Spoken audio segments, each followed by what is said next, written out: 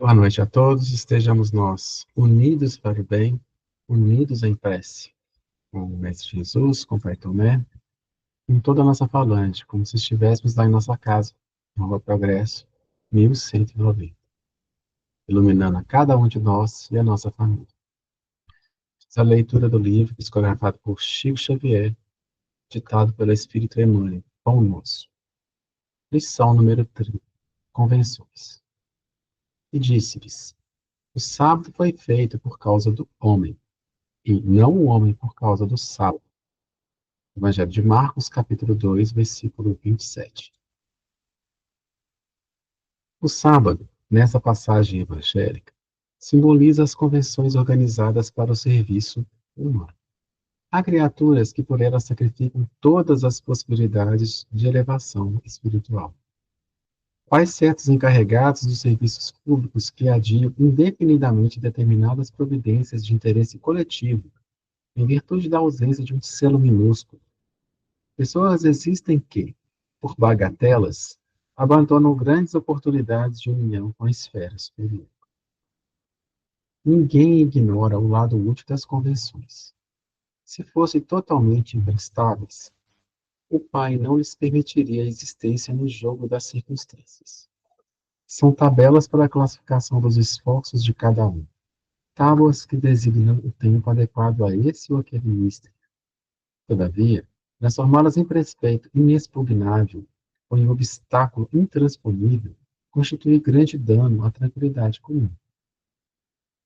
A maioria das pessoas entende-as ante a própria obediência a Deus. Entretanto, o Altíssimo dispôs todas as organizações da vida para que ajudem a evolução e o aprimoramento dos filhos. O próprio planeta foi edificado por causa do homem. Se o Criador foi a esse extremo de solicitude em favor das criaturas, por que deixarmos de satisfazer os divinos desígnios, prendendo-nos às preocupações inferiores da atividade terrestre? As convenções definem, catalogam, especificam e enumeram, mas não devem tiranizar a existência. Lembre-te de que foram dispostas no caminho a fim de te servirem. Respeite-as, na afeição justa e construtiva, contudo não as converta em cárcere. E disse-lhes, o sábado foi feito por causa do homem, e não o homem por causa do sábado.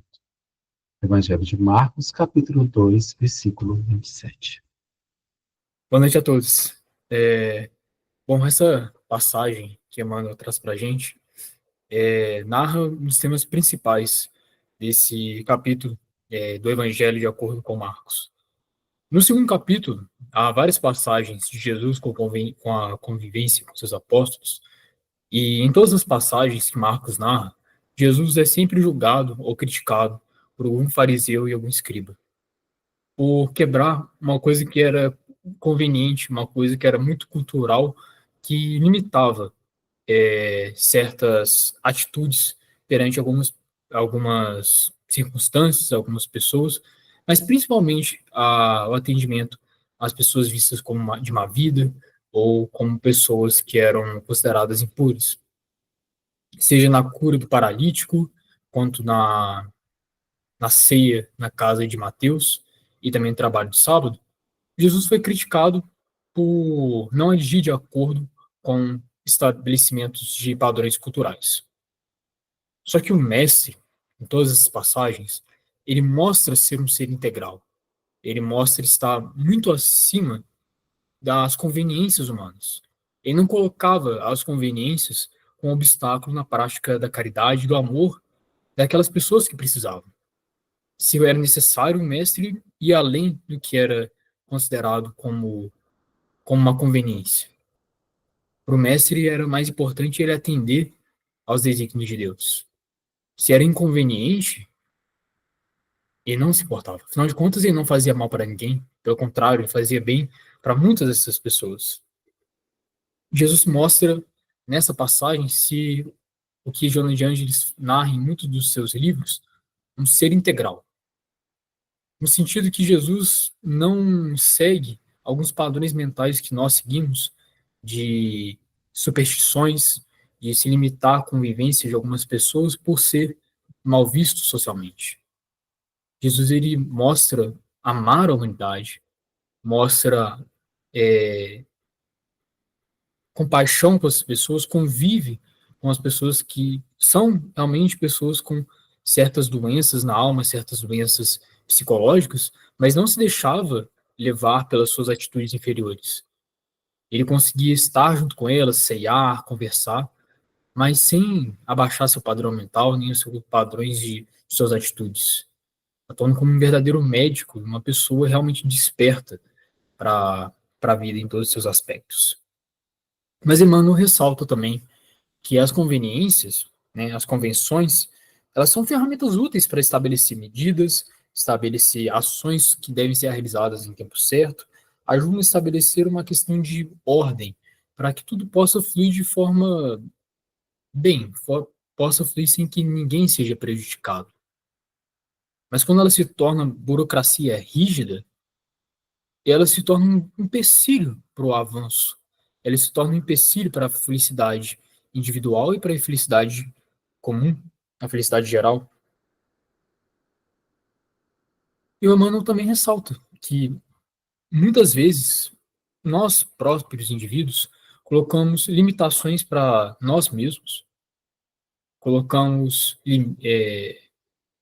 nós colocamos padrões de pensamento, padrões de atitudes, por serem convenientes, por serem comuns. Às vezes nós mesmos nos vimos como daquele jeito. E nós seguimos uma imagem fixa que nós temos de nós mesmos, ou até mesmo uma imagem que as pessoas têm de nós. E por conveniência, nós seguimos apenas a imagem que as pessoas têm de nós. E deixamos de explorar toda a vastidão de possibilidades, toda a vastidão de possibilidades que nos garantem a saúde física e a saúde mental e a saúde espiritual. Por causa que é mais conveniente a gente ficar na zona de conforto, é mais conveniente a gente seguir o que é estabelecido, que é considerado já como padrão.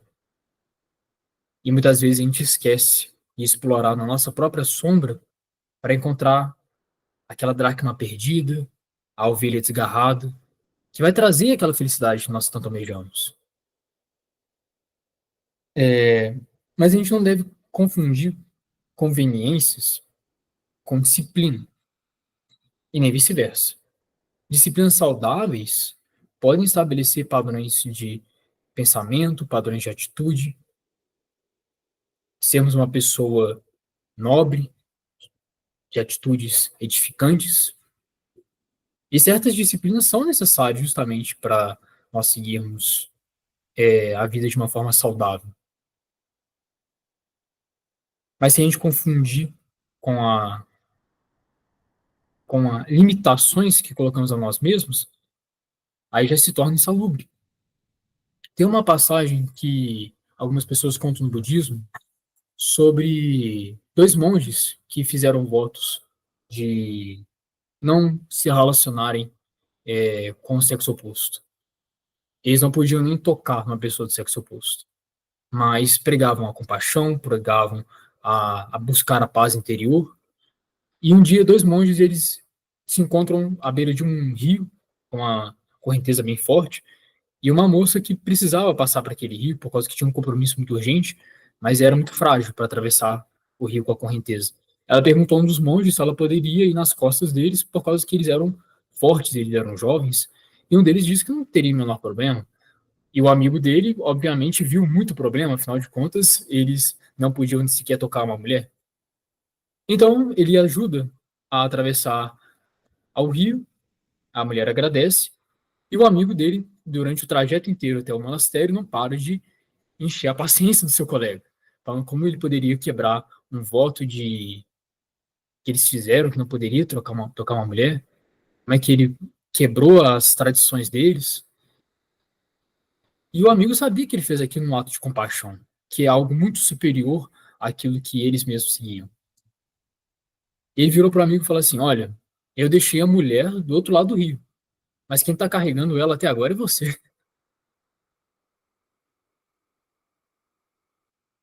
Jesus é nosso exemplo máximo de caridade. E ele não se limita por o que é conveniente, mas explora ao máximo a prática do amor e a compaixão com o próximo. Mesmo mal visto pela sociedade da época, não media esforços em atender aos desígnios de Deus, ensinando que há muito maior felicidade nos céus por um pecador que se arrepende porque, do que 10 justos que ficam encarcerados nas suas próprias conveniências. Vamos então levar nosso pensamento ao Mestre Jesus e pedir para que o Mestre enche nossos corações com compaixão, com amor a toda a humanidade. Nós possamos nos unir em pensamento nesse momento e pedir ao Mestre que tenha compaixão de todos nós, habitantes encarnados ou desencarnados do planeta Terra. Vamos agora estar juntos com os nossos guias espirituais, junto com os trabalhadores da Família Unidos para o Bem, que nos agraciaram com a sua presença nesta noite de hoje. Vamos pensar naquilo de mais saudável, daquilo mais puro. Vamos pensar nas grandes felicidades, na grande luz que é o Mestre, verdadeiro médico das almas. E vamos colocar a presença do Senhor. Vamos pedir para o Mestre que Ele possa orientar-nos as nossas ações, possa ser o médico de nossos pensamentos. Estejamos agora um verdadeiro consultório com Jesus e pedindo, em segredo em nossos corações, aquilo que nós tanto almejamos. Vamos pedir para que o Mestre ilumine nosso caminho, para que nós achemos a nossa ovelha desgarrada, a nossa dracma perdida. Vamos pedir para o Mestre coragem para trilharmos o caminho que Ele nos ensinou, como filho pródigo que volta com coragem e com humildade de volta para Deus, pedindo perdão pelos nossos erros, mas também pedindo ao Pai que não nos falte oportunidades para nos melhorarmos, para provarmos nosso valor, para que nós possamos aprender, para que nós possamos participar de suas boas obras, cumprindo seus desígnios, esboçando grande compaixão e grande amor por todos os nossos irmãos, seja aqui na terra ou no plano espiritual.